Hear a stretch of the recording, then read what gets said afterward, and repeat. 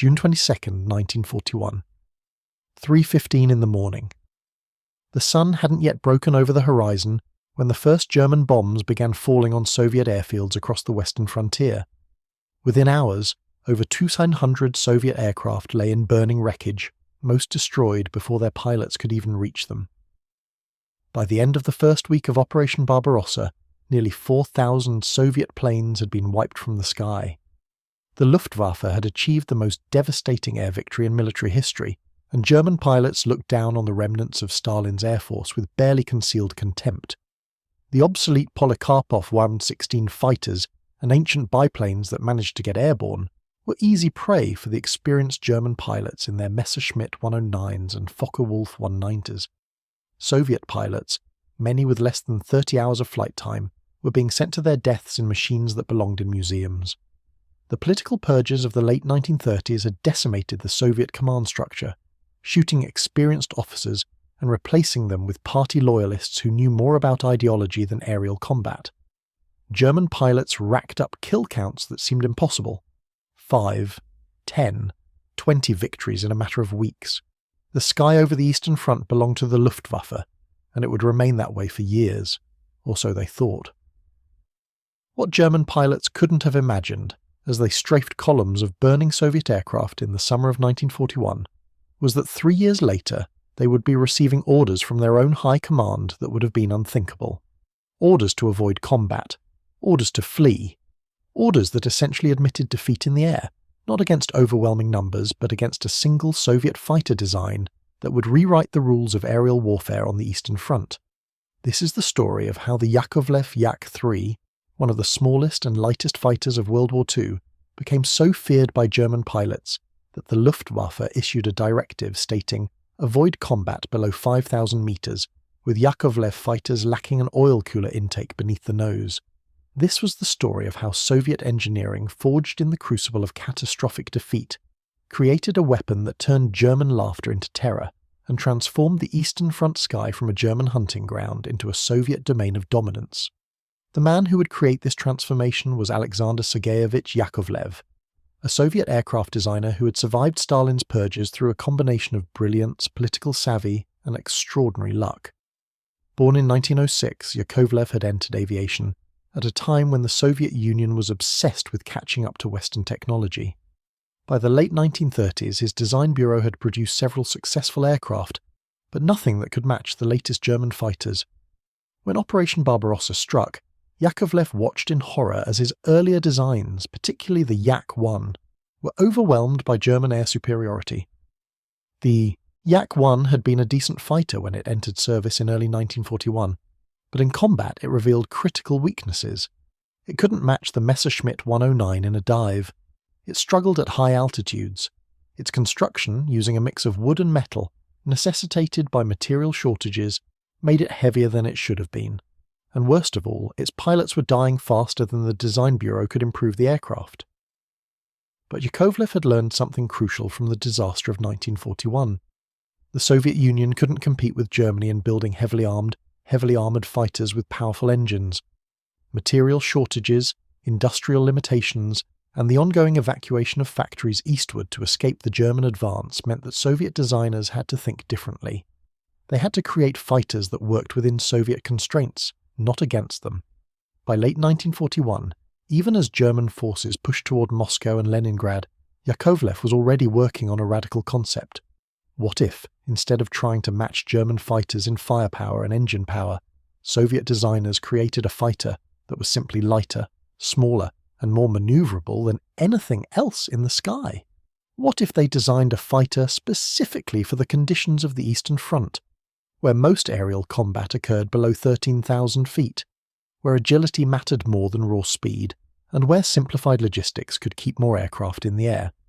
The initial prototype, designated I-30, first flew in 1941, but it was deemed too unconventional and too risky for immediate production. The desperate need for fighters meant that proven designs, even flawed ones, took priority over experimental aircraft. The I-30 was shelved, but Yakovlev didn't abandon the concept. He continued refining the design throughout 1942 and early 1943, incorporating lessons learned from thousands of combat reports flooding back from the front. Soviet pilots were clear about what they needed. They needed a fighter that could turn with German aircraft. They needed better visibility from the cockpit. They needed an aircraft that was forgiving to fly, because most pilots now had minimal training. They needed something that could climb quickly to intercept German bombers and ground attack aircraft. And perhaps most importantly, they needed something that Soviet factories could actually build in large numbers without requiring scarce materials or complex manufacturing processes.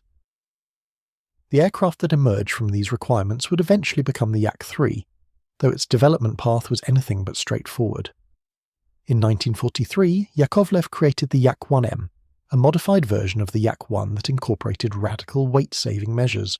The wing area was reduced. The rear fuselage was cut down to improve pilot visibility. Twin small oil coolers were installed in the wing roots instead of a single large unit under the nose. This detail would later become the identifying feature that German pilots were ordered to watch for.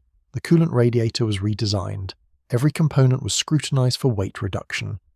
The result was a fighter that weighed significantly less than its predecessors, while retaining the same engine power. This gave it a power-to-weight ratio that was exceptional for its time. In testing, the Yak-1M performed beyond all expectations. Test pilot Peter Mikhailovich Stefanovsky, one of the Soviet Union's most experienced aviators, flew the prototype and was so impressed that he submitted a report stating this aircraft should completely replace the Yak-1 and Yak-7 in production. His assessment was unusually enthusiastic for a Soviet test pilot, who typically understated aircraft performance to avoid being accused of sabotage if problems emerged later. Stefanovsky called the Yak-1M not just an improvement, but a dream fighter, the kind of aircraft that Soviet pilots desperately needed. State trials conducted in late 1943 revealed performance improvements across almost every metric. The time needed to reach 16,000 feet improved slightly. The takeoff run was reduced by nearly 50 feet. Altitude gain in combat loops increased significantly. Most importantly, speed below 8,000 feet, where most Eastern Front combat occurred, improved noticeably. The decision was made to put the aircraft into production, but with a designation change that would cause historical confusion for decades to come. Instead of being called the Yak-1M, or being given a higher number than the existing Yak-9, it was designated the Yak-3. This meant that the Yak-3 entered service in 1944, despite having a lower designation number than the Yak-9 which had entered service earlier. The reasoning behind this decision remains unclear, but it reflected the sometimes chaotic nature of Soviet military bureaucracy during wartime. What mattered was that by mid-1944, the first production Yak-3s were rolling off assembly lines and heading to frontline units. The Yak-3 that entered service was a remarkable piece of engineering, especially considering the constraints under which it was designed.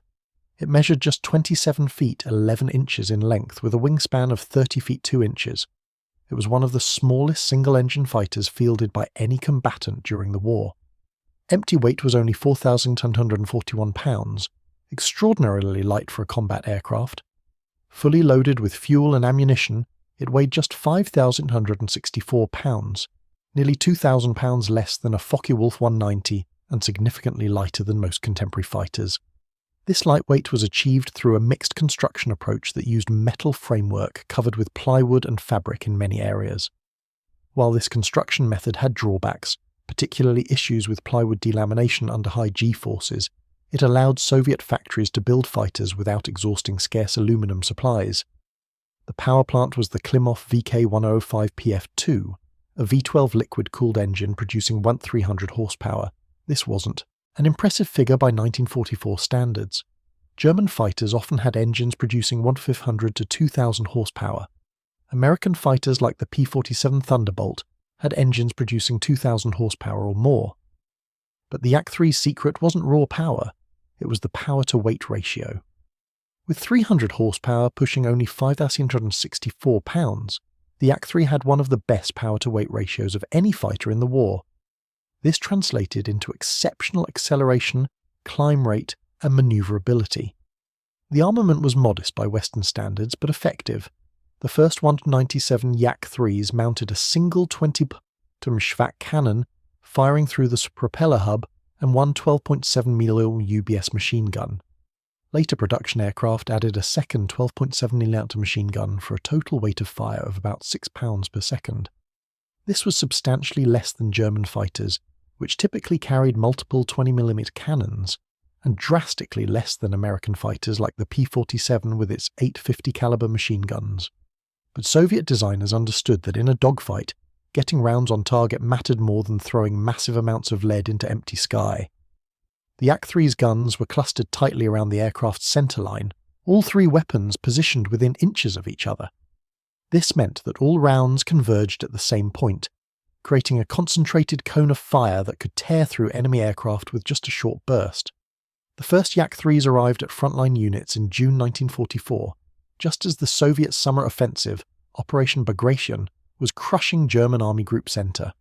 The timing couldn't have been better. After 3 years of brutal combat, the Red Army was finally on the offensive across the entire front, pushing German forces back toward Poland and the Baltic states.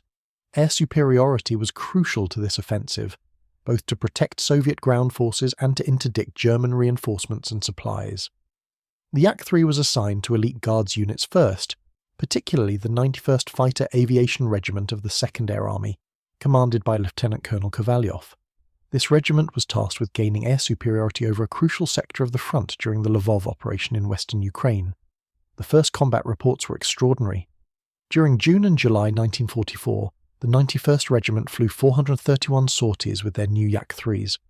According to Soviet claims, they shot down 20 Luftwaffe fighters and 3 Junkers, Ju-87 dive bombers, while losing only 2 Yak-3s in combat.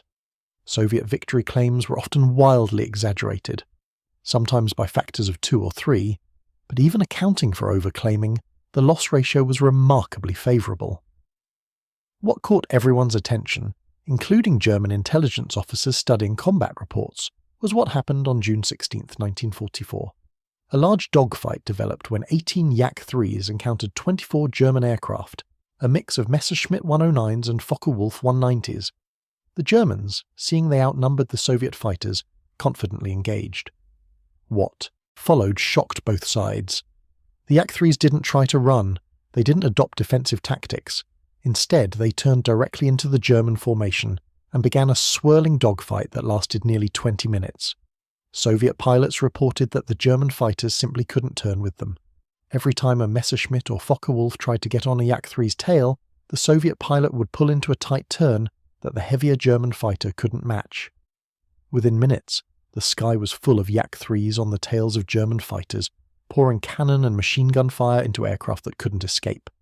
According to Soviet claims, 15 German aircraft were shot down with only 1 Yak-3 destroyed and 1 damaged. German records confirm substantial losses in that engagement, though not quite as high as Soviet claims.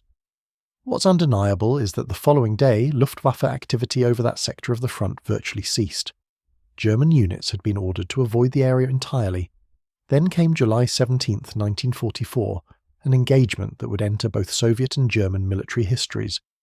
8 Yak-3s, led by an experienced pilot whose name has been lost to history, encountered a formation of approximately 60 German aircraft. This wasn't a fighter sweep. This was a major German strike package, Junkers Ju-87 Stuka dive bombers, escorted by Messerschmitt 109s and Focke-Wulf 190s, heading to attack Soviet ground forces. The 8 Soviet pilots should have called for reinforcements and shadowed the formation until help arrived. Instead, they attacked. Diving from above, the Yak-3s tore into the German formation with a ferocity that caught the escorts completely off guard. The Stukas, slow and vulnerable, were sitting ducks. 3 were shot down almost immediately.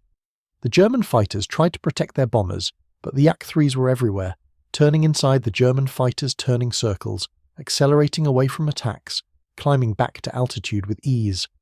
4 Messerschmitt 109s fell to the Soviet guns before the German formation commander ordered a withdrawal. 8 Soviet fighters had scattered 60 German aircraft and shot down 7 of them without losing a single plane. The psychological impact on German pilots was profound. This wasn't supposed to happen. Soviet fighters weren't supposed to be this good. They certainly weren't supposed to dominate numerically superior German formations. Something had changed, and German high command needed to understand what. German intelligence officers pored over pilot reports and gun camera footage. They examined wreckage from downed Yak-3s. They interrogated captured Soviet pilots. What they learned was disturbing.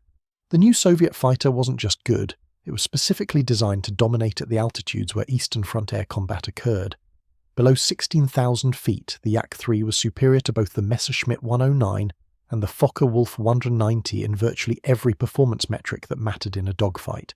The climb rate was exceptional. The Yak-3 could reach 16,400 feet in approximately 4 minutes, outclimbing both primary German fighters at low to medium altitudes. More importantly, it could accelerate in a climb, maintaining energy while pulling up, something that caught many German pilots by surprise. They were used to Soviet fighters that bled energy in climbs and could be easily caught. The Yak-3 climbed like it was falling upward, as one captured German pilot described it. The turn rate was devastating. At low speeds, the Yak-3 could turn inside anything the Luftwaffe could field. German pilots reported that trying to turn with the Yak-3 was suicide. The Soviet fighter would simply slide onto your tail and stay there no matter what maneuvers you attempted. Even at higher speeds, where German fighters typically had the advantage, the Yak-3 could match or exceed their turning performance. The acceleration was remarkable. Thanks to its lightweight and efficient engine, the Yak-3 could build speed quickly, allowing it to engage and disengage at will. This was particularly important because Soviet pilots had learned through bitter experience that survival often depended on being able to break off combat when outnumbered. The Yak-3 gave them that option. Visibility from the cockpit was excellent. The cut-down rear fuselage and bubble canopy gave pilots a view that was superior to most contemporary fighters, including many German types. In a dogfight, being able to see your opponent could mean the difference between life and death. The handling was forgiving. This might not sound impressive, but it was crucial for the Red Air Force. Most Soviet pilots in 1944 had minimal training, sometimes as little as 25 flight hours before being sent into combat. The Yak-3 was stable, predictable, and forgiving of pilot errors. It didn't snap into spins. It didn't have vicious stall characteristics. Novice pilots could survive their first few missions long enough to gain experience. But perhaps most importantly, the Yak-3 was optimized for the Eastern Front environment. Most air combat on the Eastern Front occurred below 13,000 feet, often much lower. German fighters, particularly the Focke-Wulf 190, were designed for medium to high altitude operations. Their performance degraded significantly at low altitudes where the air was denser. The Yak-3, by contrast, was designed specifically for low-altitude combat. Its engine maintained power. Its handling remained crisp. It was in its element exactly where most fighting occurred. German pilots found themselves in the uncomfortable position of fighting an opponent in its ideal environment, while operating at a disadvantage. The reports flowing back to Luftwaffe headquarters grew increasingly alarming through the summer of 1944. Units that engaged Yak-3s reported disproportionate losses. Experienced pilots described the Soviet fighter with something approaching fear. One report from a pilot with over 50 victories stated that attempting to dogfight a Yak-3 below 5,000 meters was effectively suicide unless you had overwhelming numerical superiority and perfect positioning. Another pilot noted that the Yak-3 pilots seemed more aggressive than previous Soviet fighters, suggesting that the aircraft gave them confidence to press attacks rather than adopting defensive tactics. German fighter leaders faced a dilemma. They couldn't simply cede the low-altitude battle space to Soviet fighters. German ground forces needed air support. German bombers and ground attack aircraft needed escorts. But engaging Yak-3s on their terms was proving catastrophically expensive. The solution, such as it was, came in the form of a directive that shocked many Luftwaffe pilots. In late July 1944, German fighter units on the Eastern Front received orders to avoid combat below 5,000 meters, with Yakovlev fighters lacking an oil cooler intake beneath the nose. This was the identifying feature of the Yak-3. Earlier Yak models had a prominent oil cooler intake under the nose. The Yak-3's twin oil coolers in the wing roots meant no such intake was visible. German pilots were being told, in effect, that if you see a Yak-3 below 16,000 feet, don't engage unless you have overwhelming advantage. Climb to altitude, use your superior high-altitude performance, attack from above with speed advantage, hit once and climb back up. Do not, under any circumstances, get into a turning fight with these aircraft. For pilots of the Luftwaffe, this directive was psychologically devastating. Throughout the war, German fighter pilots had prided themselves on being the best in the world. They had dominated the skies over Poland, France, Britain, and for years over Russia. Now they were being told to avoid combat with a Soviet fighter.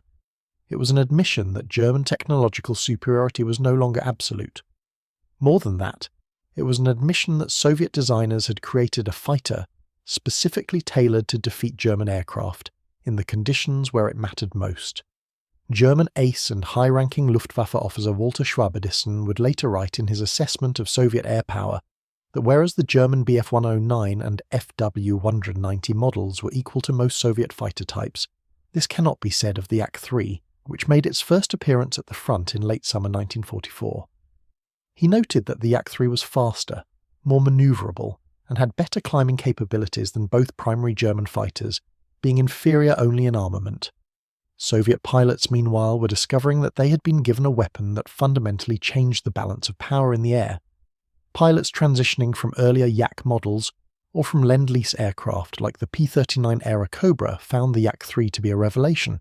It responded instantly to control inputs, accelerated like nothing they'd flown before, and most importantly, it gave them a fighting chance against Luftwaffe pilots who often had 10 times their combat experience. One Soviet pilot, interviewed years after the war, described his first combat mission in a Yak-3. He was leading a flight of 4 fighters when they encountered approximately 40 German aircraft, a mix of Stukas and Messerschmitt 109 escorts. They were hopelessly outnumbered. Protocol dictated they should shadow the formation and call for reinforcements. But as the pilot watched, the German fighters spotted his flight and began positioning for an attack. Then something unexpected happened. The German fighters simply climbed away and disappeared, refusing combat entirely. The Soviet pilot couldn't believe it. The once mighty Luftwaffe had fled from 4 fighters. Not all German pilots followed the directive, of course. Some particularly experienced aces believed they could still win against Yak-3s through superior tactics and positioning, and they were sometimes right. The Yak-3 wasn't invincible, it had weaknesses. Its armament, while adequate, was light compared to German fighters. A Focke-Wulf 190 with its 4 20mm cannons could destroy a target with a single short burst. The Yak-3 often required multiple passes. Its high-altitude performance was poor. Above 16,000 feet, the Yak-3's advantages disappeared. German fighters could outperform it at high altitude, and smart German pilots learned to fight from above, using energy tactics that minimized the Yak-3's turn advantage. The plywood construction, while necessary given Soviet material constraints, could delaminate under extreme G-forces. There are documented cases of Yak-3s suffering structural failure during high-G maneuvers, particularly when pulling out of high-speed dives. This meant that pilots had to be careful not to overstress the airframe. The range was limited. With only internal fuel, the Yak-3 had an endurance of about 40 minutes in combat conditions. This made it suitable for local air defense and close air support, but it couldn't escort bombers on deep penetration missions. Engine reliability was sometimes problematic. The Klimov VK-105 was a good engine, but quality control in Soviet factories, particularly those that had been evacuated and were operating under harsh conditions, was inconsistent. Some engines failed prematurely, overheating could be an issue during prolonged operations, and of course, pilot skill still mattered. A novice in a Yak-3 would still lose to an experienced German pilot in an inferior aircraft if that pilot used proper tactics. The Yak-3 was a superb fighter, but it wasn't a magic solution to the skill disparity between average Soviet and German pilots. Despite these limitations, the Yak-3's impact on the air war over the Eastern Front was profound. One group in particular would make the Yak-3 legendary: the French pilots of the Normandy Niemen Regiment. This was one of the most unusual units of World War II, a Free French fighter regiment serving with Soviet forces on the Eastern Front. The story of how French pilots ended up flying Soviet fighters in Russia is itself remarkable. After France's defeat in 1940, General Charles de Gaulle, leader of the Free French forces in exile, wanted French military units fighting on all fronts of the war. In 1942, Stalin agreed to allow a French fighter group to serve with the Red Air Force. The initial group of pilots, mostly veterans who had escaped France or fought with the British in North Africa, arrived in Russia in late 1942. They were initially equipped with Yak-1 fighters and saw their first combat in March 1943. The French pilots adapted to Soviet aircraft and Soviet tactics with remarkable speed. They proved themselves in combat, shooting down German aircraft while maintaining low loss rates. In 1944, when the unit was expanded to regiment strength, Stalin authorized them to re-equip with the latest Soviet fighters, Given a choice between keeping their Yak-9s or transitioning to the new Yak-3, the French pilots chose the Yak-3. The transition began in late July 1944, and by August, the Normandy Niemen Regiment was flying Yak-3s exclusively.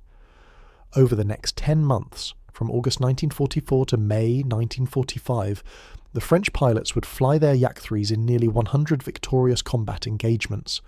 Their kill claims during this period totalled 99 German aircraft, though as with all victory claims, the actual number was likely somewhat lower. What's undeniable is that they proved the Yak-3's capability in the hands of experienced, aggressive pilots. Marcel Albert, the regiment's highest-scoring ace, flew the Yak-3 with extraordinary success. He would finish the war with 23 victories, 21 of them while flying Yakovlev fighters, most of those in the Yak-3. Albert later wrote that the Yak-3 was simply the best dogfighting aircraft he ever flew, better than the Spitfire he had flown with the RAF, better than any French aircraft, better than anything else he had experienced. He noted that German pilots clearly feared the aircraft, and that by late 1944, engaging Messerschmitt 109s or Focke-Wulf 190s in a Yak-3 felt almost unfair, because the performance advantage was so pronounced at low altitude. Other French pilots echoed this assessment. They described how German fighters would often refuse combat when they identified the French Yak-3s, climbing away or using diving attacks without committing to sustained dogfights. When Germans did engage, the French pilots reported that the Yak-3's maneuverability allowed them to dominate even when outnumbered. The psychological impact on German morale cannot be overstated. For 3 years, Luftwaffe pilots had enjoyed a sense of superiority over Soviet aircraft. They might be outnumbered, they might be exhausted, but they knew that aircraft for aircraft they had the better machines. The Yak-3 shattered that confidence. German pilots began developing what medical officers called Yak fever, physical symptoms of stress when Yak-3s were reported in their sector. Veterans who had flown hundreds of combat missions without fear found themselves becoming physically ill before missions when Yak-3s were expected. The distinctive sound and appearance of the Yak-3 became associated with danger and death. Some German pilots, according to post-war accounts, requested transfers to units facing Western Allied fighters, believing that P-51 Mustangs and Spitfires were preferable opponents to Yak-3s. This wasn't entirely rational, of course. P-51s and P-47s were arguably more dangerous overall than Yak-3s. They had longer range, better high-altitude performance, and in the case of the P-47, devastating firepower. But the P-51 and Spitfire were known quantities. German pilots understood how to fight them. The Yak-3 represented something new and frightening, a Soviet fighter that could beat German aircraft on purely technical merits, not just through numerical superiority. Production of the Yak-3 ramped up through late 1944 and early 1945. By the end of the war, 4,848 Yak-3s had been built, a substantial number though nowhere near the production totals of the more common Yak-9. The Yak-3 was assigned to elite units first, particularly Guards regiments that had proven their effectiveness in combat. This meant that when German pilots encountered Yak-3s, they were often facing not just a superior aircraft, but also above-average pilots. By early 1945, the Yak-3 was appearing all along the Eastern Front.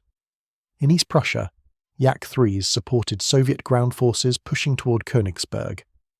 Over Poland, they provided air cover for the massive Soviet offensives that would carry the Red Army to the Oder River and then to Berlin. Over the Baltic, they hunted German aircraft attempting to supply or evacuate surrounded garrisons. In every theatre, the pattern was the same. Below 13,000 feet, the Yak-3 dominated. German fighters could only compete if they maintained altitude advantage and used hit-and-run tactics, refusing to be drawn into turning fights. The final months of the war saw the Yak-3 achieving a level of air superiority that would have been unimaginable in 1941. Soviet air power, decimated in the opening days of Operation Barbarossa, had not just recovered, it had achieved supremacy. The Luftwaffe, exhausted by years of attrition on multiple fronts, short on fuel, short on experienced pilots, and now facing technically superior Soviet fighters, was a shadow of its former self. The end came in May 1945. As Soviet forces closed in on Berlin, Yak-3s flew top cover over the final assaults. German pilots, those few who still had aircraft and fuel to fly, either avoided combat entirely or were quickly shot down. The sky over Germany, once the exclusive domain of the Luftwaffe, now belonged to the Allies, and a significant portion of that Allied air power consisted of Soviet fighters that had been designed in response to catastrophic defeat just 4 years earlier. When the war ended, Joseph Stalin made a gesture that highlighted the importance he placed on the Normandy Niemen Regiment. He allowed each of the French pilots to keep their Yak-3 and fly it home to France. This was an extraordinary gift. Soviet aircraft were rarely allowed out of the country. The technology, even in a proven design like the Yak-3, was considered sensitive, but Stalin wanted to honour the French pilots and to demonstrate Soviet-French friendship as the post-war world began to take shape. In June 1945, the pilots of Normandy Niemen flew their Yak-3s from Russia to France, stopping at airfields across Eastern and Western Europe. At each stop, they were greeted as heroes. The image of Soviet fighters being flown by French pilots across Europe was powerful propaganda for both nations. When they reached Paris, the pilots flew in formation over the city before landing at Le Bourget airfield to a massive celebration. The 40 or so Yak-3s remained in French service for several years, eventually being cannibalized for spare parts as they wore out.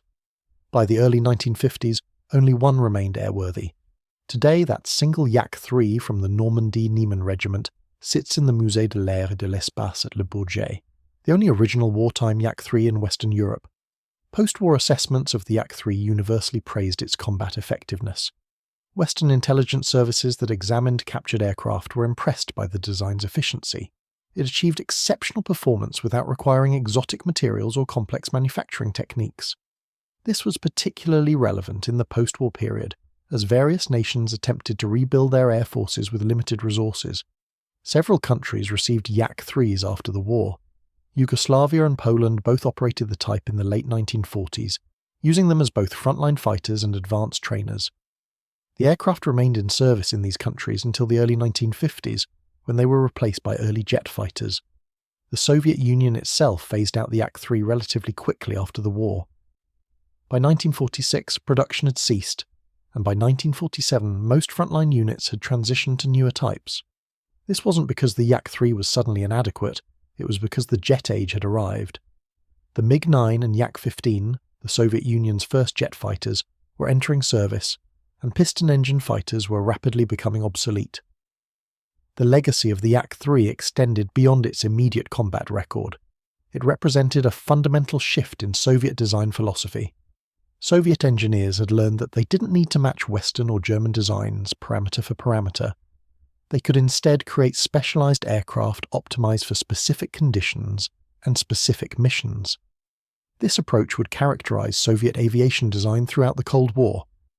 The MiG-15, for instance, was optimized for high-altitude interception, accepting reduced low-altitude performance in exchange for exceptional capability above 30,000 feet. The Su-25 ground attack aircraft prioritized survivability and weapons load over speed and maneuverability. Soviet designers consistently created aircraft that excelled in their intended role, even if they had weaknesses in other areas. The Yak-3 also demonstrated the importance of pilot confidence in aircraft performance. Soviet pilots who transitioned to the Yak-3 consistently reported that they felt more aggressive and more willing to engage German fighters. This wasn't just because the Yak-3 was objectively better, it was because pilots knew they had an aircraft that could win in a fair fight. That psychological factor, the confidence to press an attack rather than adopting defensive tactics, multiplied the Yak-3's effectiveness. It transformed Soviet fighter operations from primarily defensive to increasingly offensive. In the decades after the war, as historians and aviation enthusiasts examined World War II aircraft, the Yak-3 often received less attention than more famous fighters. The Spitfire, the P-51 Mustang, the Messerschmitt 109, the Focke-Wulf 190, these aircraft dominated popular histories of aerial combat. The Yak-3, along with most Soviet aircraft, was largely forgotten outside Russia. This was partly due to Cold War politics. Western aviation historians focused on Western aircraft. Soviet sources were often inaccessible or considered unreliable. But in recent decades, as archives have opened and more balanced historical assessments have emerged, the Yak-3 has received renewed recognition as one of the great fighters of World War II. Modern analysis, using both German and Soviet records, confirms that the Yak-3 was indeed superior to German fighters at low altitude in most performance metrics. While kill ratio claims from both sides must be viewed skeptically, The pattern is clear. Units equipped with Yak-3s consistently achieved favourable results against German opposition. The Luftwaffe directive to avoid low-altitude combat with Yak-3s, whatever its exact wording, was genuine and reflected real German concerns about the aircraft's capability. German pilots really did view the Yak-3 with fear and respect by late 1944. In the 1990s, after the collapse of the Soviet Union, the Yakovlev Design Bureau produced a small run of new-build Yak-3s for collectors and airshow operators. These aircraft, while built using original plans and tooling, were powered by American Allison V-1710 engines, instead of the original Soviet Klimov engines, which were no longer available. Several of these new-build Yak-3s remain airworthy today, appearing at airshows worldwide. They serve as living reminders of the aircraft's historical significance and allow modern audiences to see what impressed both Soviet and German pilots in 1944. The sound of a Yak-3's Allison engine is different from the original Klimov, but the aircraft's performance and handling characteristics are authentic, and pilots who fly these modern examples consistently report that the aircraft is a joy to fly, responsive, forgiving, and remarkably agile. The story of the Yak-3 is ultimately a story about adaptation and resilience. Soviet designers, faced with catastrophic defeat in 1941, could have simply tried to copy Western or German designs. Instead, they analysed their own constraints and advantages, identified the conditions under which they would fight, and created an aircraft specifically optimised for those conditions. The result was a fighter that, within its design parameters, was arguably the best in the world. German pilots who had laughed at Soviet aircraft in 1941 found themselves fleeing from Yak-3s in 1944. That transformation, from derision to fear, represents one of the most remarkable reversals in military aviation history. The Yak-3 demonstrated that technological superiority isn't about having the most powerful engine or the heaviest armament. It's about matching your design to your mission, to your industrial capabilities, and to the conditions where you'll actually fight. Alexander Yakovlev understood this instinctively. He created an aircraft that Soviet factories could build, Soviet pilots could fly, and Soviet tactics could employ effectively.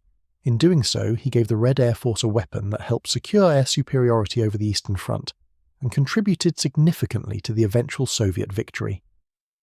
Today, when aviation historians compile lists of the best fighters of World War II, the Yak-3 sometimes appears, sometimes doesn't. It lacks the long-range capability of the P-51, the raw power of the P-47, the elegant lines of the Spitfire, the technological innovation of the Mi-62. But ask those historians what fighter they would want for a low-altitude dogfight in 1944, and many will answer without hesitation, the Yak-3. Because within its element, below 13,000 feet, in the hands of a capable pilot, the little Soviet fighter was simply unbeatable. German pilots learned this lesson the hard way, and their testimony, reluctantly given but historically documented, confirms what Soviet pilots knew from their first flights in the aircraft. The flying laugh had become the hunter, and the sky over the Eastern Front would never belong to Germany again. The technical specifications tell only part of the story. To truly understand what made the Yak-3 exceptional, you have to understand the context of Eastern Front air combat in 1944 and 1945. This wasn't the Battle of Britain, with coordinated radar-directed interceptions at high altitude. This wasn't the strategic bombing campaign over Germany, with massive formations of bombers escorted by long-range fighters at 25,000 feet. Eastern Front air combat was brutal, chaotic, and occurred at what pilots called mud level, often below 10,000 feet, sometimes below 5,000. Fighters strafed ground targets, escorted ground attack aircraft, intercepted enemy bombers attacking frontline positions, and engaged in swirling dogfights over rapidly moving battle lines. In this environment, the qualities that mattered most were acceleration, climb rate, turn performance, and pilot visibility. Range was less important because airbases moved frequently to stay close to the front lines. High-altitude performance was irrelevant because the fighting simply didn't happen up there. Heavy armament was less critical than accurate armament because targets appeared suddenly and engagement windows were measured in seconds. The Yak-3 was purpose-built for exactly this kind of warfare. While American and British fighters were designed to escort bombers across hundreds of miles of enemy territory, fighting at altitudes where the air was thin and cold, The Yak-3 was designed to dominate the airspace directly over the battlefield, where armies clashed and where control of the sky could determine the outcome of ground operations. This specialization meant that direct comparisons between the Yak-3 and Western fighters, like the P-51 Mustang, are somewhat meaningless. They were designed for fundamentally different missions. A P-51 could escort bombers from England to Berlin and back, a mission the Yak-3 couldn't possibly accomplish. But put both aircraft in a turning fight at 8,000 feet, and the Yak-3 would almost certainly win. Neither aircraft was better in an absolute sense. They were optimized for different roles. The genius of Soviet design wasn't in creating the best fighter in the world. It was in creating the best fighter for the war they were actually fighting. German pilots who survived the war and later wrote about their experiences consistently mentioned the Yak-3 as one of the most dangerous opponents they faced. Johannes Steinhoff, a high-scoring ace who flew on both the Eastern and Western fronts, noted that while the P-51 Mustang was an excellent all-around fighter, the Yak-3 was specifically deadly in close combat at low altitude. He described an engagement in early 1945 where his flight of Focke-Wulf 190s encountered Yak-3s while supporting ground forces near the Oder River. Despite having altitude advantage, Steinhoff's flight was unable to prevent the Yak-3s from shooting down one of their number. When the German fighters tried to engage, the Soviet aircraft simply turned inside them, forcing the Germans to break off and climb away. Steinhoff wrote that fighting Yak-3s required perfect discipline. You had to attack from above, with speed, fire one pass, and immediately climb back to altitude. Any deviation from this tactic, any attempt to dogfight or pursue a damaged Yak-3, would likely result in other Yak-3s getting on your tail. Erich Hartmann, the highest-scoring fighter ace in history with 352 victories, also faced Yak-3s in the final year of the war. Hartmann's tactics were based on surprise and overwhelming speed advantage. He would position his aircraft above and behind enemy formations, dive at high speed, destroy a target with a single burst, and zoom back to altitude before the enemy could react. These tactics worked superbly against most Soviet fighters, which couldn't match the energy retention of his Messerschmitt 109. But Hartmann noted that Yak-3s were more difficult targets. Their acceleration allowed them to build speed quickly, reducing his energy advantage. Their maneuverability meant that if he didn't destroy the target on the first pass, they could turn into his attack and force him into a disadvantageous fight. Hartmann's solution was to avoid Yak-3s whenever possible, focusing on other Soviet aircraft types that were easier prey. Günther Roll, another high-scoring German ace with 275 victories, flew against Soviet aircraft from 1941 through 1944. He witnessed the evolution of Soviet fighter design from the obsolete I-16s and early Yak-1s to the formidable later models. In post-war interviews, Roll stated that by 1944, Soviet fighters had achieved technical parity with German aircraft, and in some cases, superiority. He specifically mentioned the Yak-3 as an aircraft that German pilots learned to respect and fear. Roll described the psychological impact of facing an opponent that you knew was faster, more maneuverable, and could outclimb you at the altitudes where combat occurred.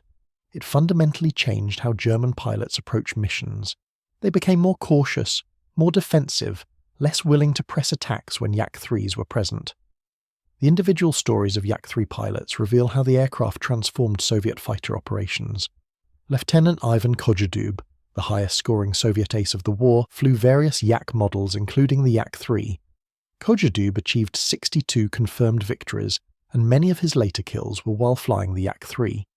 He described the aircraft as having transformed him from a defensive pilot, focused on survival, to an offensive pilot who actively hunted German aircraft. The confidence that came from flying a superior aircraft allowed him to take calculated risks that would have been suicidal in earlier Soviet fighters.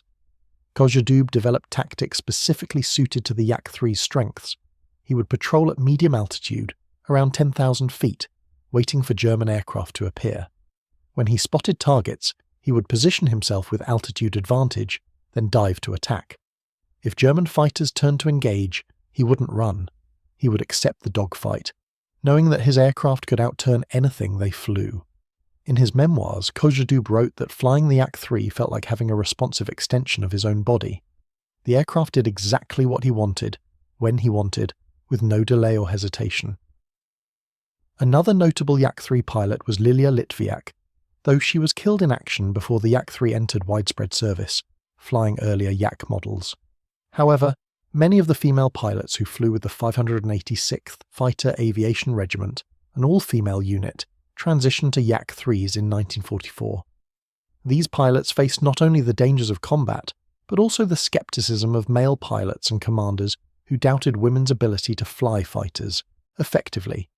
The Yak-3's forgiving handling characteristics and excellent visibility made it particularly suitable for pilots who might not have the physical strength for more demanding aircraft. Several female pilots achieved ace status flying Yak-3s, proving that when given equivalent equipment, they could match their male counterparts in combat effectiveness.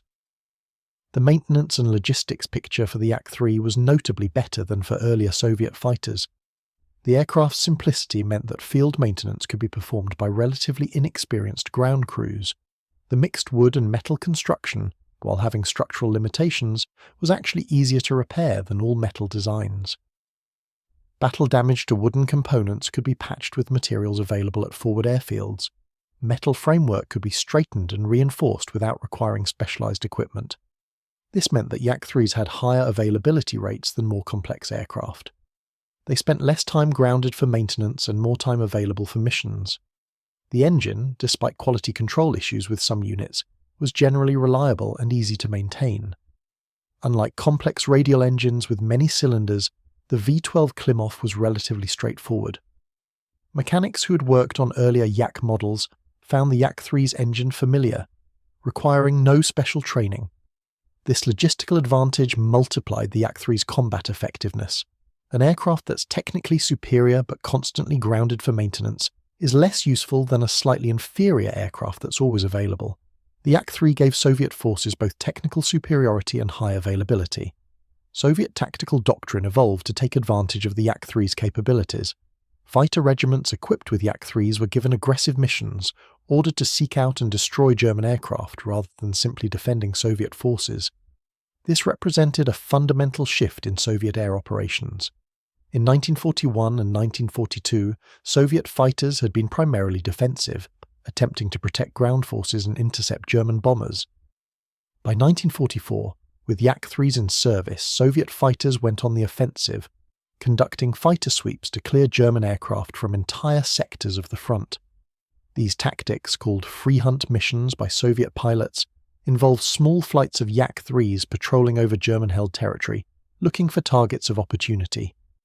When they encountered German aircraft, they engaged aggressively, using their superior low-altitude performance to force dogfights that German pilots wanted to avoid. The psychological impact of these operations extended beyond the aircraft destroyed. German pilots who survived these encounters reported feeling hunted, unable to operate safely even over their own territory. This sense of vulnerability degraded German morale and reduced the effectiveness of Luftwaffe operations even when Soviet fighters weren't present. Pilots became more cautious, less willing to press attacks, more focused on survival than on mission accomplishment. The impact on German ground forces was significant. Throughout 1941, 1942, and much of 1943, German ground forces had enjoyed reliable air support. Luftwaffe fighters protected them from Soviet air attacks. Stuka dive bombers provided precise close air support. Reconnaissance aircraft kept German commanders informed about Soviet movements. By late 1944, with Yak-3s controlling the low-altitude battle space, German ground forces were increasingly on their own. Air support became sporadic and risky. Reconnaissance missions suffered high losses. German commanders could no longer count on aerial intelligence or airstrikes to support their operations. This contributed to the series of catastrophic defeats that German forces suffered in 1944 and 1945. The relationship between the Yak-3 and Soviet ground forces was symbiotic. Fighter aviation protected ground forces from German air attack, allowing Soviet armies to maneuver and concentrate without fear of aerial interdiction. Ground forces, in turn, captured territory that allowed air bases to move forward, keeping fighters close to the front where they were most effective. The rapid Soviet advance across Eastern Europe in 1944 and 1945 was made possible in part by air superiority that Yak-3s helped secure. The production history of the Yak-3 reveals interesting insights into Soviet industrial capabilities. The aircraft entered production in mid-1944, at a time when Soviet factories were operating at maximum capacity. The decision to introduce a new fighter type, requiring new tooling and worker training, was not taken lightly. It reflected the importance Soviet leadership placed on air superiority and their confidence that the Yak-3 represented a significant improvement over existing types.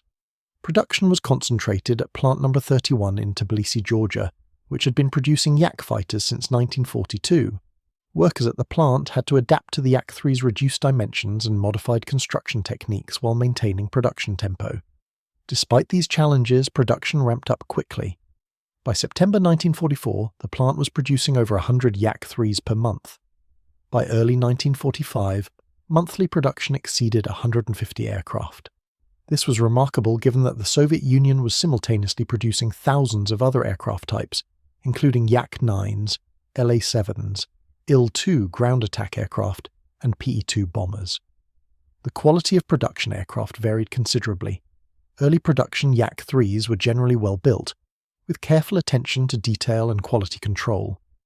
As production accelerated and less experienced workers were brought in to meet quotas, quality sometimes suffered. Some aircraft had engine problems, others had issues with plywood delamination. Still others had misaligned control surfaces or improperly sealed fuel tanks.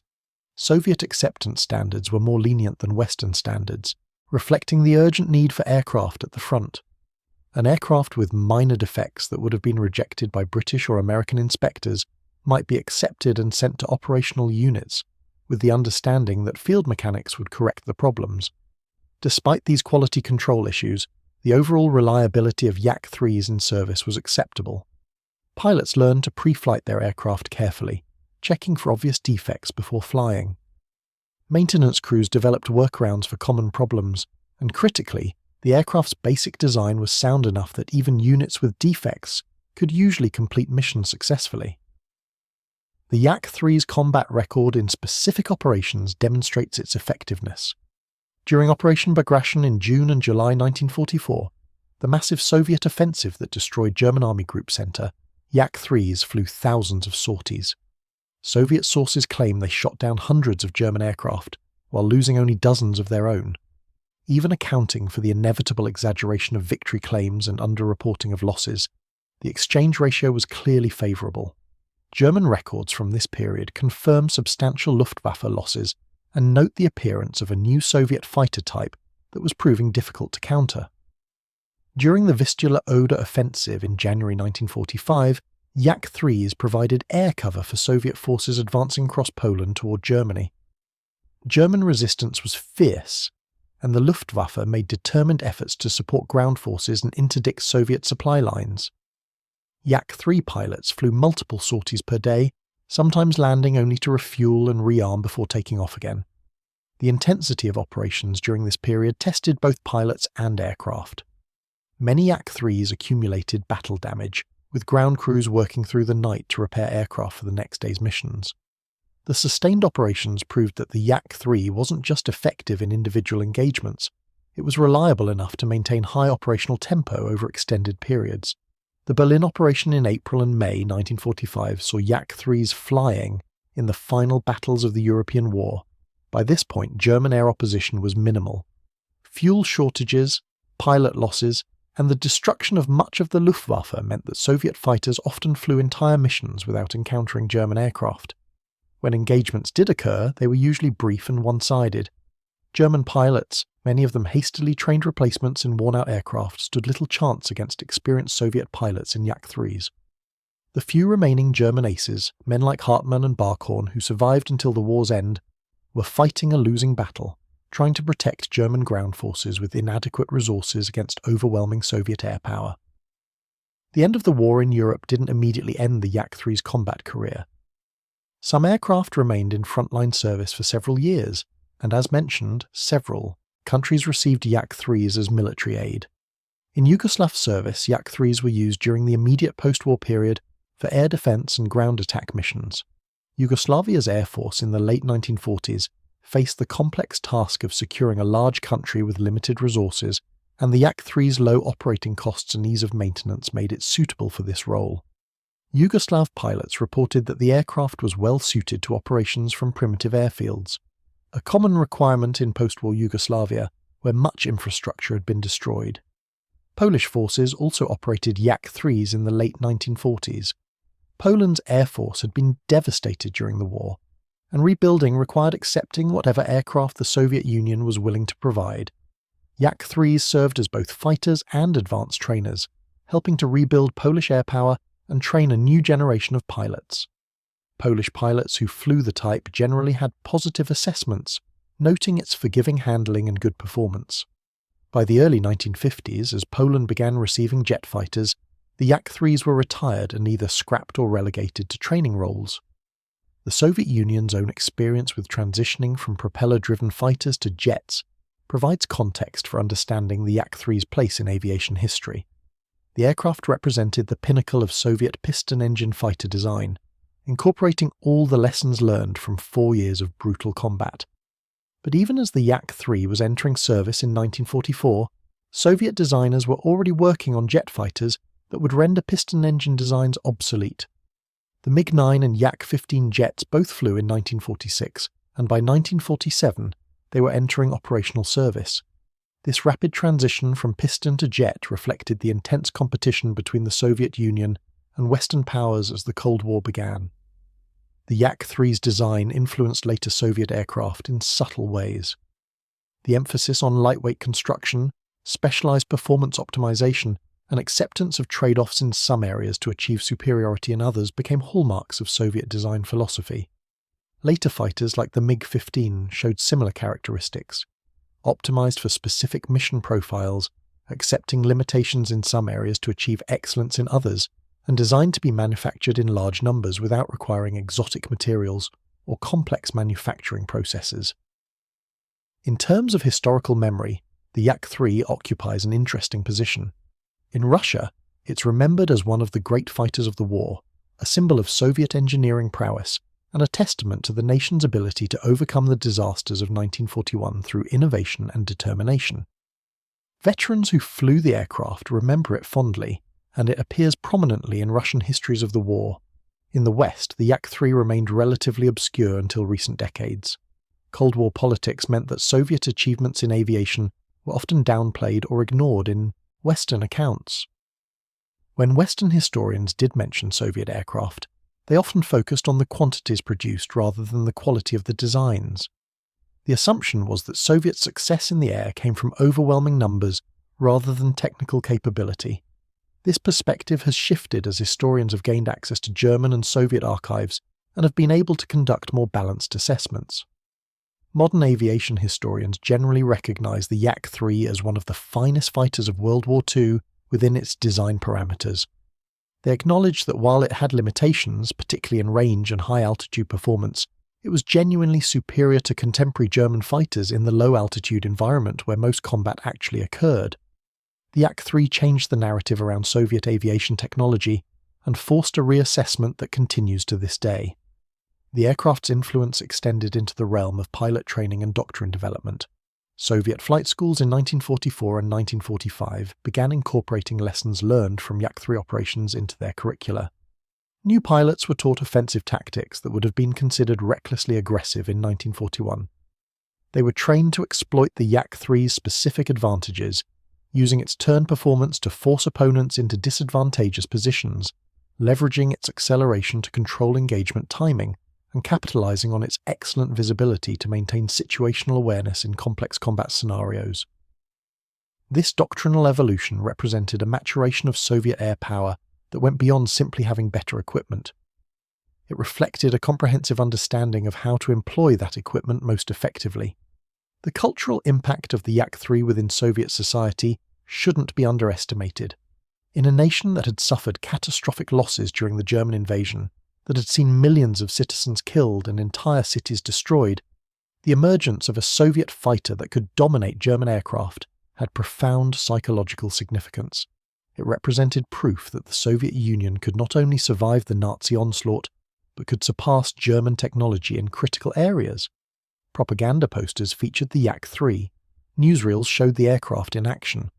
Pilots who flew the type became national heroes, celebrated in newspapers and radio broadcasts.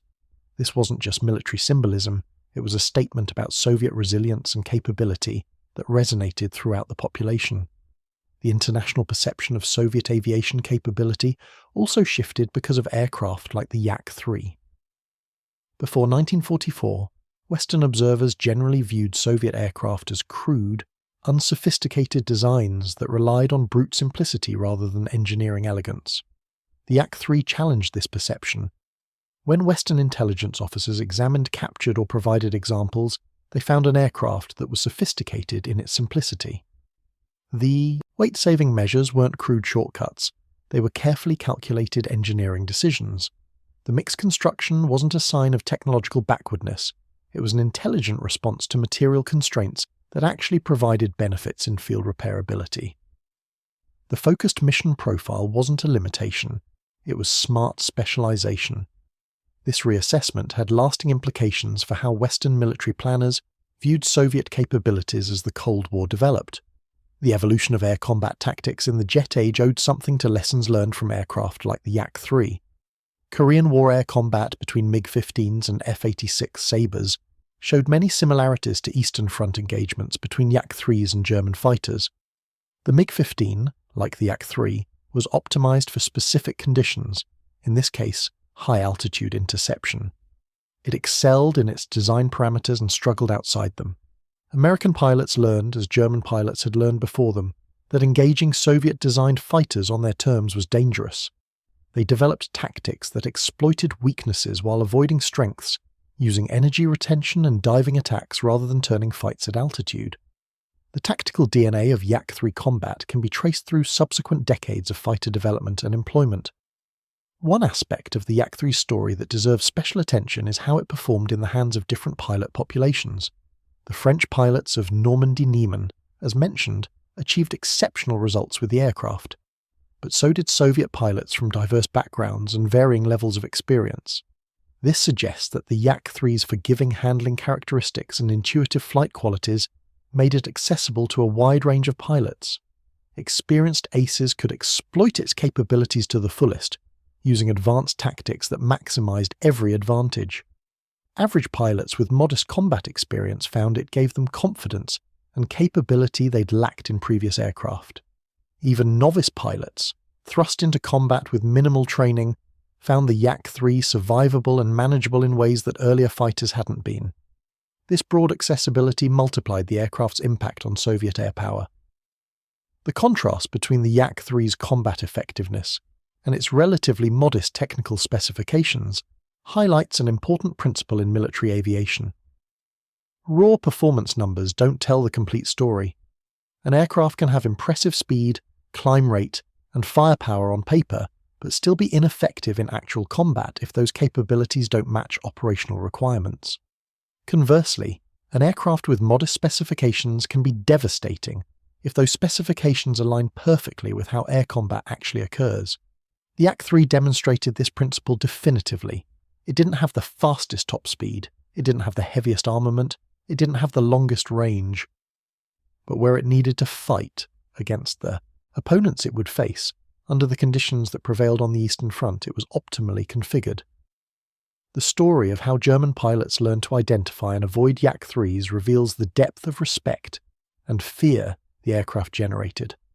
Pilots studied aircraft profiles obsessively, learning to distinguish the Yak-3's smaller size and lack of nose-mounted oil cooler from other Yak variants at maximum visual range. German fighter leaders briefed their pilots repeatedly on engagement protocols. Some units created recognition materials specifically focused on Yak identification. This level of attention given to a single enemy aircraft type was unprecedented. German pilots had faced dangerous opponents throughout the war, Spitfires over Britain, P-47s and P-51s over Germany, but none generated the specific concern that the Yak-3 did. The directive to avoid combat wasn't merely tactical advice, it was an admission that the Luftwaffe no longer controlled the terms of engagement in Eastern Front air combat. The logistics of supporting Yak-3 operations demonstrated another Soviet advantage that's often overlooked. The aircraft required less fuel per sortie than larger fighters, extending supply lines. Its mixed construction meant repairs could be improvised with locally available materials. The engine, while not particularly powerful, was simple enough that mechanics with limited training could maintain it. Spare parts were easier to produce than for more complex aircraft.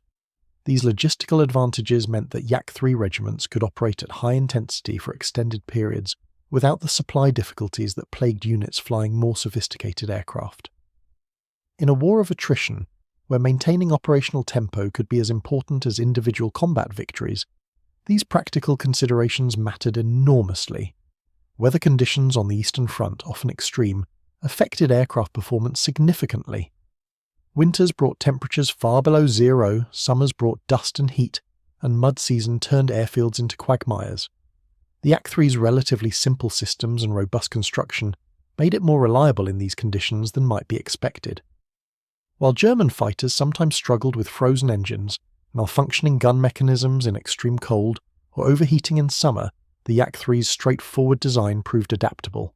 Soviet mechanics became expert at cold weather operations, developing procedures that kept aircraft operational in conditions that would have grounded more complex types.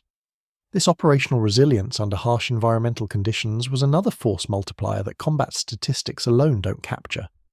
The human stories behind the Yak-3's success are as important as the technical details. Consider the ground crews who work through bitter winter nights to repair battle damage, often without adequate tools or heated facilities. Consider the factory workers, many of them women and teenagers, who had replaced men sent to the front, maintaining production quotas under difficult conditions. Consider the test pilots who pushed prototypes to their limits, risking their lives to identify problems before aircraft reached operational units. Consider the training instructors who condensed what would normally be months of instruction into weeks, preparing novice pilots for the brutal reality of combat. The Yak-3's effectiveness resulted from the combined efforts of thousands of people, each performing their role in a vast system focused on a single goal: air superiority over the Eastern Front. The aircraft's performance in the final months of the war, when German resistance was collapsing but still dangerous, demonstrated its versatility.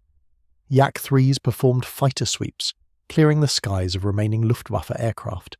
They escorted ground attack aircraft, protecting vulnerable Il-2 Sturmovix as they struck German positions. They provided close air support, strafing targets directly in front of advancing Soviet troops. They flew reconnaissance missions, photographing German positions and movements. They intercepted German transport aircraft attempting to supply isolated garrisons. This operational flexibility, the ability to excel at multiple mission types, made the Yak-3 valuable beyond its primary air superiority role. The immediate post-war period saw interesting developments in how the Yak-3 was perceived and used. Soviet military leaders, analyzing the war's air campaigns, recognized that the aircraft represented a design philosophy worth continuing. The principle of optimization for specific conditions, rather than attempting to create universal solutions, influenced subsequent Soviet aircraft development. At the same time, Western observers studying the Yak-3 reached similar conclusions. Several Western air forces considered the Yak-3's approach when developing their own post-war fighters, even if they didn't adopt Soviet design details directly. The aircraft became a case study in military aviation programs, an example of how constraints can drive innovation when approached intelligently.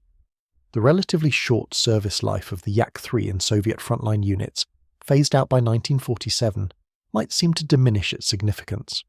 But this rapid retirement reflected the pace of aviation technology advancement rather than any inadequacy in the design. By 1947, jet fighters were clearly the future, and keeping piston-engine fighters in frontline service made little sense regardless of their capability. The Yak-3 had served its purpose magnificently, helping secure air superiority during the critical final years of the war. That it became obsolete quickly doesn't diminish what it accomplished when it mattered most. The handful of Yak-3s that survive today, whether original wartime aircraft like the Normandy Neiman example in Paris, or the new-build replicas from the 1990s, serve as tangible connections to this history. Aviation enthusiasts who see these aircraft at air shows or museums can appreciate not just the technical achievement they represent, but the human story behind them. Every Yak-3 represents the determination of a nation that refused to accept defeat, the ingenuity of designers who worked within severe constraints to create excellence, and the courage of pilots who flew these aircraft into combat against experienced, dangerous opponents. The academic study of the Yak-3 has expanded significantly in recent decades as historians gained access to previously classified Soviet archives. Detailed production records, combat reports, pilot memoirs, and technical documents have allowed for more accurate assessments than were possible during the Cold War. Modern historians recognize that earlier Western accounts often underestimated Soviet aviation achievements, influenced by Cold War biases and limited access to Soviet sources. The reassessment of aircraft like the Yak-3 has contributed to a more balanced understanding of World War II air combat, acknowledging that technological superiority was more complex and nuanced than simplistic East versus West narratives suggested.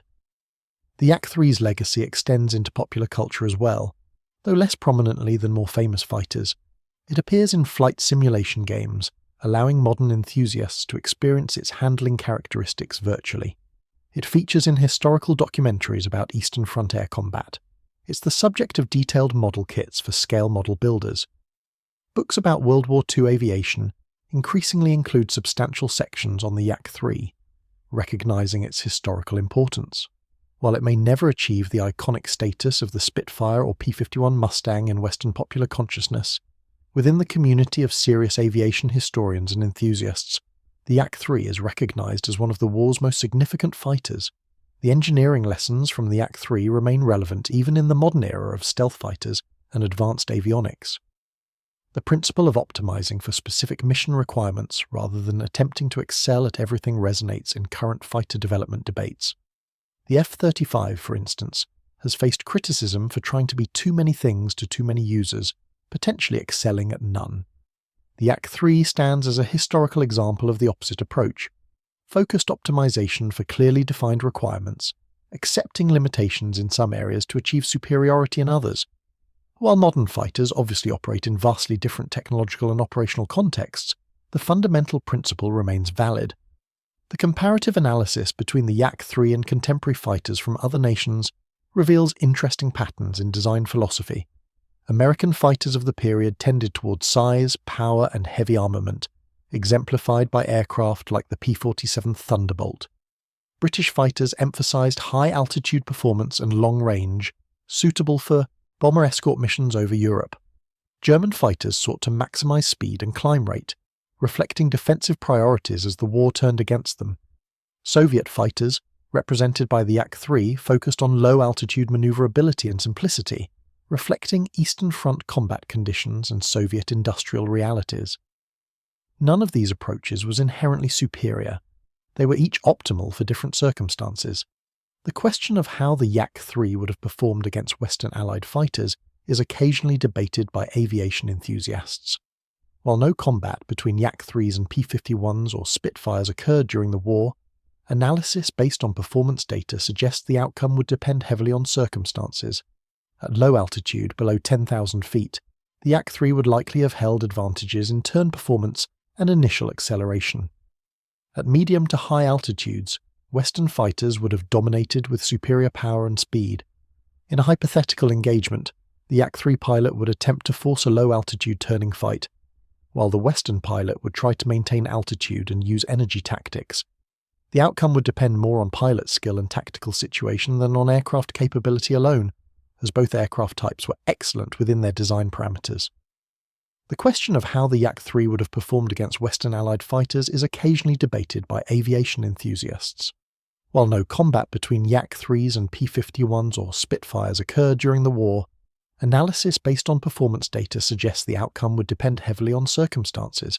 At low altitude, below 10,000 feet, the Yak-3 would likely have held advantages in turn performance and initial acceleration. At medium to high altitudes, Western fighters would have dominated with superior power and speed.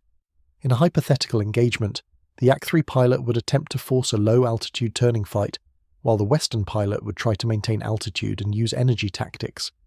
The outcome would depend more on pilot skill and tactical situation than on aircraft capability alone, as both aircraft types were excellent within their design parameters. Ultimately, the Yak-3's legacy is defined by its perfect alignment with the singular, existential struggle of the Eastern Front.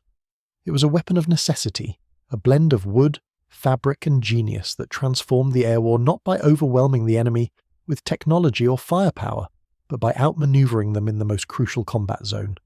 For German pilots, it represented a chilling reversal of fortune. For Soviet pilots, it was the vehicle of vengeance and victory. The little fighter, optimized for a specific slice of air and time, remains a powerful testament to the idea that in war, the right tool for the job, built under the harshest constraints, can decisively conquer superior forces.